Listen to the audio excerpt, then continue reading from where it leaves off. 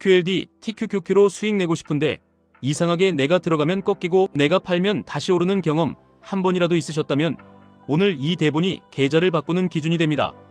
문제는 종목이 아니라 전쟁을 고르는 방식입니다. 손자병법은 싸워서 이기는 책이 아니라 애초에 지지 않는 판을 먼저 짜는 책입니다. 레버리지에서는 이게 그냥 교양이 아니라 생존 기술입니다. 대부분 QLD, TQQQ가 무서운 이유를 하락이라고 착각하십니다. 진짜 공포는 하락이 아니라 하락 앞에서 내가 규칙 없이 움직인 기록입니다. 급락이 오면 본능이 먼저 반응합니다. 더 떨어질까봐 던집니다. 조금 오르면 놓칠까봐 추격합니다. 다시 흔들리면 평단을 낮춘다는 명목으로 탄창없이 분할합니다. 그리고 며칠 뒤 계좌를 보면 손실의 절반은 시장이 아니라 내가 만든 타이밍에서 나옵니다. 레버리지는 이 실수를 확대해서 바로 보여줍니다. 그래서 레버리지 투자자는 실력보다 구조가 먼저입니다. 손자병법에서 제일 유명한 문장, 지피지기면 100점 불태입니다. 100번 싸워도 위태롭지 않다는 뜻입니다. 승리를 약속하는 말이 아닙니다. 위태로움을 없애는 말입니다. 투자로 번역하면 이렇습니다. 크게 벌기 전에 크게 잃지 않게 만드는 시스템을 먼저 세우라는 겁니다. 그리고 손자는 최상의 승리를 부전승이라고 봤습니다. 피 한 방울 흘리지 않고 이기는 승리입니다. 투자에서 부전승은 큰 손실을 피하고 확률이 기울어진 구간에서만 공격하고 목표 구간에서 일부 이익을 회수하고 다시 기회를 기다리는 반복입니다. 이 반복이 결국 계좌를 키웁니다. 그런데 여기서 많은 분들이 이렇게 생각하십니다. QLD, TQQQ는 어차피 변동성이 큰데 그걸 감수하는 게 레버리지 아니냐? 맞습니다. 하지만 감수한다는 말은 아무렇게나 버틴다는 말이 아닙니다.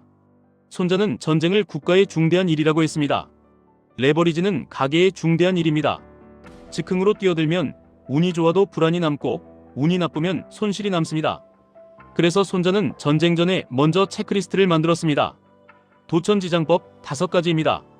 이걸 투자 체크리스트로 바꾸면 QLD, TQQQ 운용이 갑자기 쉬워집니다. 쉬워진다는 건 더 자주 돈을 번다는 뜻이 아니라 덜 흔들린다는 뜻입니다. 덜 흔들리면 결국 더 많이 남습니다. 첫째, 도입니다. 왜 이 전쟁을 하십니까? QLD, TQQQ를 잡는 이유가 단 하나라도 흔들리면 그날 매매는 망할 확률이 높습니다. 돈은 목적과 믿음의 중심입니다. 투자로 말하면 내 전략의 정체성입니다. 나는 추세에서만 공격한다. 나는 급락에서만 분할한다. 나는 평단을 낮추려고 들어가지 않는다. 나는 계획된 구간에서만 비중을 쓴다. 이런 문장이 있어야 합니다. 문장이 없으면 시장이 내 기분을 지휘합니다. 오늘은 자신감으로 사고 내일은 공포로 팔고 모레는 분노로 다시 삽니다. 이게 계좌를 찢어 놓습니다. 도가 서면 손이 멈춥니다. 손이 멈추면 레버리지는 내 편이 됩니다. 둘째, 천입니다. 지금이 때입니까? 레버리지는 시간과 싸우는 도구입니다. 상승 추세에서는 시간이 복리가 됩니다. 하지만 횡보와 급등락에서는 시간이 독이 됩니다. 같은 가격으로 돌아와도 계좌가 줄어드는 느낌, 이게 레버리지의 구조입니다. 그래서 천은 계절입니다. 금리 방향, 유동성의 온도, 변동성의 기류, 대형 이벤트의 주간, 실적 시즌의 체감 난이도, 시장이 불안해지는 타이밍, 이런 게 천입니다. 천이 불리할 때는 QLD, TQQQ 실력이 있어도 고생합니다. 천이 유리할 때는 단순한 전략도 수익이 납니다. 이 차이를 인정하는 순간 무리한 매매가 줄어듭니다. 셋째, 지입니다. 전장이 유리합니까? 투자에서 지형은 종목이 아니라 구간입니다.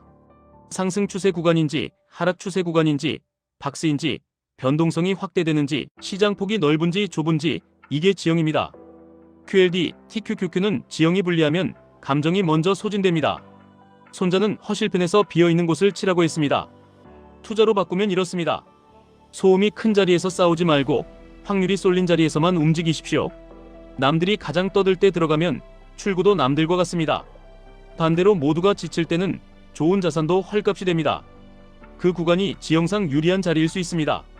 다만 준비된 조건이 있어야 합니다. 넷째, 장입니다. 지휘관이 준비됐습니까? 여기서 장은 나 자신입니다. 레버리지의 최대적은 시장이 아니라 내 손의 충동입니다. 같은 하락에서도 어떤 날은 버티고 어떤 날은 던집니다.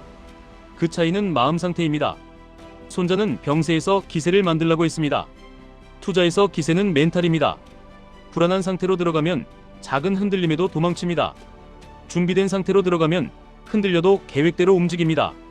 지휘관이 흔들리면 군이 무너집니다. 계좌도 똑같습니다. 다섯째, 법입니다. 시스템이 있습니까? 법은 규칙과 운영체계입니다. 매수 조건, 분할 간격, 최대 비중, 현금 보유 비율, 익절 규칙, 손절 규칙, 재진입 조건, 체크리스트, 이게 문서로 있어야 합니다. 머릿속 규칙은 장이 흔들릴 때 같이 무너집니다. 법이 없으면 시장이 나를 끌고 다닙니다. 법이 있으면 내가 시장을 이용합니다. 여기까지가 전쟁을 고르는 단계입니다. 5개 중 하나라도 비어있으면 손자는 시작하지 말라고 합니다. 투자로 말하면 확신 없는 진입을 끊으라는 뜻입니다. 특히 QLD, TQQQ는 진입이 수익의 절반입니다. 잘못 들어가면 돈을 벌려는 전쟁이 아니라 손실을 회복하려는 전쟁을 합니다. 회복 전쟁은 길어질수록 불리합니다. 그래서 손자는 속전속결을 강조했습니다. 투자도 같습니다. 한 번의 아이디어는 길어질수록 소망이 됩니다. 이제부터는 진짜 실전으로 들어가겠습니다. 오늘 대본의 핵심은 QLD, TQQQ를 매수하는 기술이 아니라 매수하지 않는 기술입니다. 그게 부전승입니다. 그리고 매수하는 날에는 짧고 강하게, 명확하게 싸우는 겁니다. 첫 번째, 기준 차트를 바꾸십시오. TQQQ를 보면서 판단하지 마시고 나스닥의 원형인 QQQ를 기준으로 보십시오. 레버리지는 흔들림이 과장됩니다. 과장된 화면을 기준으로 판단하면 과장된 결정을 합니다. 적을 정확히 보려면 원형을 봐야 합니다. QQQ에서 추세가 살아있는데 TQQQ가 크게 흔들리는 날은 심리가 흔들리는 날입니다.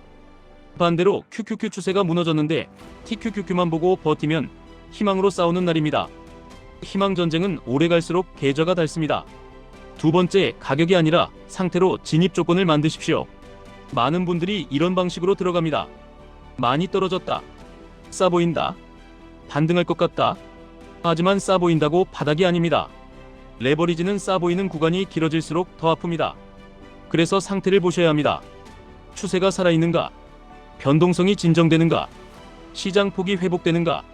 악재가 더 이상 새롭지 않게 받아들여지는가? 이런 상태가 들어오기 시작할 때가 전장이 비는 순간입니다. 손자는 비어있는 곳을 치라고 했습니다. 투자에서 비어있다는 건 공포가 먼저 소진되어 매도가 줄어든 자리입니다. 세 번째, 분할 매수는 위로가 아니라 전술이어야 합니다. 분할을 마음 달래기로 쓰면 위험합니다.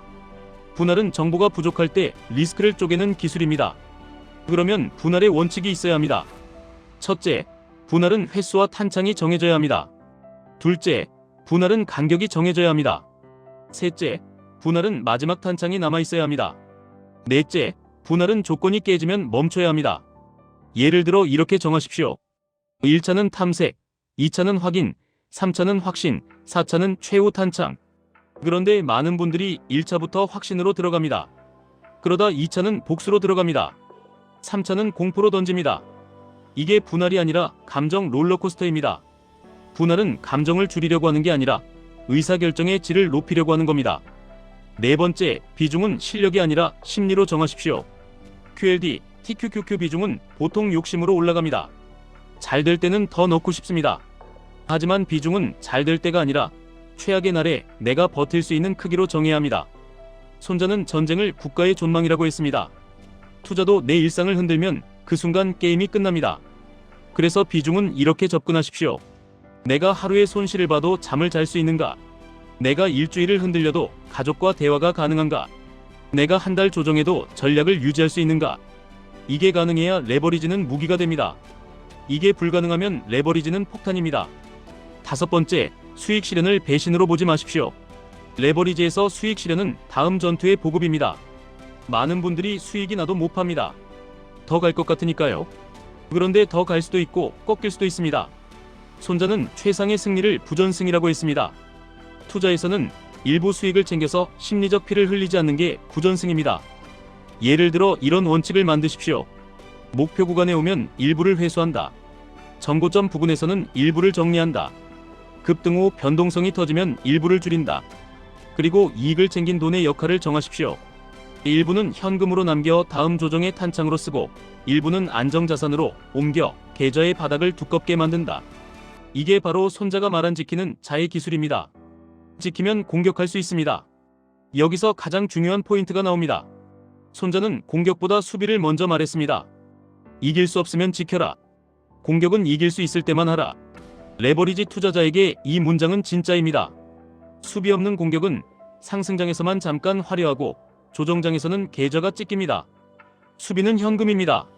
수비는 비중입니다. 수비는 진입을 미루는 능력입니다. 수비가 있어야 공격 타이밍을 주도합니다. 이제 실제로 사람들이 가장 많이 망하는 구간을 짚어드리겠습니다. QLD, TQQQ가 아니라 내 손이 망하는 구간입니다.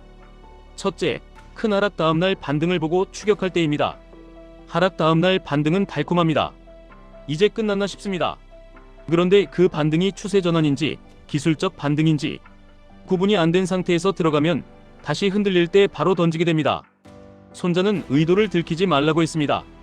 추격은 의도를 들키는 행동입니다. 모두가 보는 자리에서 모두가 같은 감정으로 같은 방향으로 뛰어드는 겁니다. 이때는 전투가 아니라 군중 속으로 들어가는 겁니다. 둘째, 분할을 하면서도 평균 단가만 바라볼 때입니다. 평단은 숫자입니다. 숫자는 위로가 됩니다. 하지만 시장은 위로를 주지 않습니다. 평단을 낮추는 게 목적이 되면 리스크가 보이지 않습니다. 진짜 목적은 좋은 상태에서 좋은 비중을 잡는 겁니다. 평단은 결과이고 조건이 원인입니다. 원인을 무시하면 결과는 더 나빠집니다. 셋째, 손실 회복을 목표로 매매를 시작할 때입니다. 손실을 보면 인간은 빨리 되찾고 싶어 합니다. 그래서 더 공격적으로 됩니다. 레버리지에서는 이 순간이 가장 위험합니다. 왜냐하면 공격이 아니라 복수가 되기 때문입니다. 손자는 감정에 휘말려 전쟁을 벌이지 말라고 했습니다. 투자도 같습니다. 복수 매매는 전쟁이 아니라 자해입니다. 그럼 반대로 손자병법대로 잘 되는 사람은 무엇이 다를까요? 딱 3가지가 다릅니다. 첫째, 전쟁을 고릅니다. 매매를 자주 하지 않습니다. 둘째, 수비를 먼저 합니다. 현금과 비중으로 생존을 확보합니다. 셋째, 공격할 때는 짧고 강하게 합니다. 목표 구간에서 일부를 회수합니다. 이제 여러분이 바로 쓸 수 있는 초실전 체크리스트를 드리겠습니다. 이거는 화려한 기술이 아닙니다. 하지만 이걸 매일 지키면 계좌는 확실히 달라집니다. 매수 버튼 누르기 전에 30초만 하십시오. 내 목적이 오늘도 변함없는가? 지금 시장의 계절이 레버리지에게 유리한가? 지형이 상승 추세인지 박스인지 하락 추세인지 판단했는가? 내 심리 상태가 안정적인가? 흥분이나 공포가 아닌가? 오늘 진입 조건과 이탈 조건이 문장으로 적혀 있는가? 5개 중 하나라도 아니면 오늘은 전쟁을 미루는 날입니다. 그게 손자병법이고 그게 부전승입니다. 여기서 이런 생각이 드실 겁니다. 그러면 언제 싸워야 하느냐? 답은 간단합니다.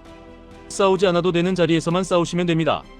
이 말이 이상하게 들리실 텐데 이게 손자의 핵심입니다. 싸우지 않아도 된다는 건 확률이 내 편이라는 뜻입니다. 내 편이라는 건 내가 맞힐 자신이 있다는 뜻이 아니라 틀려도 안 죽는 구조라는 뜻입니다. 그래서 QLD, TQQQ에서 확률이 내 편이 되는 자리는 보통 이런 모습입니다. 첫째, 강한 상승 추세가 유지되는 조정입니다. 상승 추세가 살아있는데 눌림이 오는 구간은 겁이 납니다. 하지만 그 겁이 매도를 만들고 그 매도가 눌림을 만들고 그 눌림이 다시 기회를 만듭니다. 이때는 추격이 아니라 눌림에서 분할로 들어가는 전술이 유리합니다. 둘째, 공포가 한번 크게 터진 뒤 추가 공포가 힘을 잃는 구간입니다. 처음 공포는 강합니다. 두 번째 공포는 더 강할 수도 있습니다.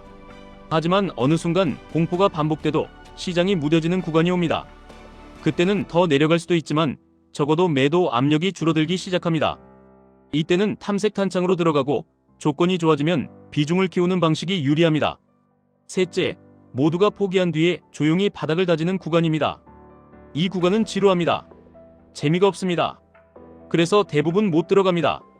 그런데 부전승은 원래 재미가 없습니다. 재미가 없다는 건 군중이 빠졌다는 뜻입니다. 군중이 빠지면 내 의도가 들키지 않습니다.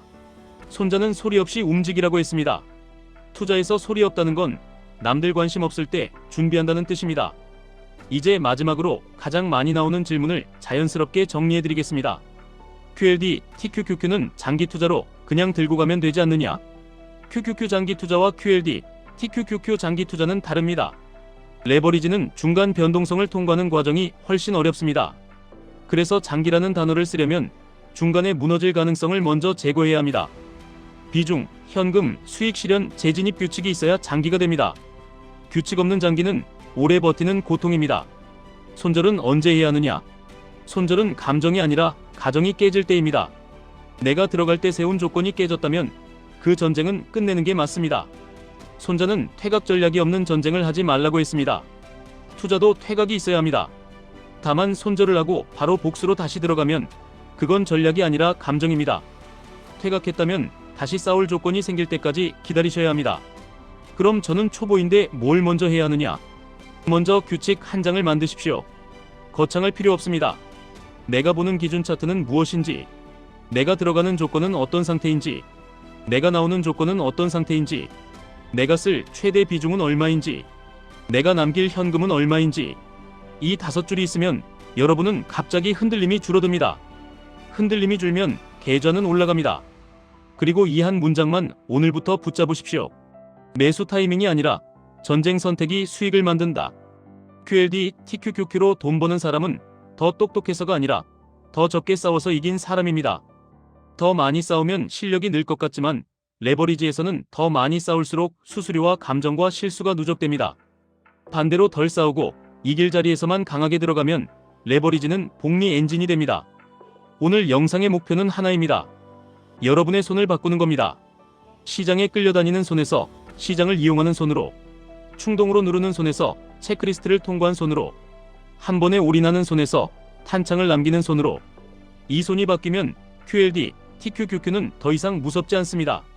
무서운 건 변동성이 아니라 변동성 앞에서 규칙 없이 움직이는 나였습니다. 이제 여러분 차례입니다. 오늘 밤 차트를 켜기 전에 30초 체크리스트부터 하십시오. 5개 중 하나라도 흔들리면 오늘은 싸우지 않고 이기는 날입니다. 그리고 5개가 모두 맞아떨어지는 날, 그날은 짧고 강하게 움직이십시오. 수익은 그날 따라옵니다. 손자병법이 2500년을 버틴 이유가 딱 이겁니다. 싸움은 계속되지만 먼저 이기는 법을 아는 자가 결국 승리합니다. 지금까지 1분 투자 하이젠버그였습니다.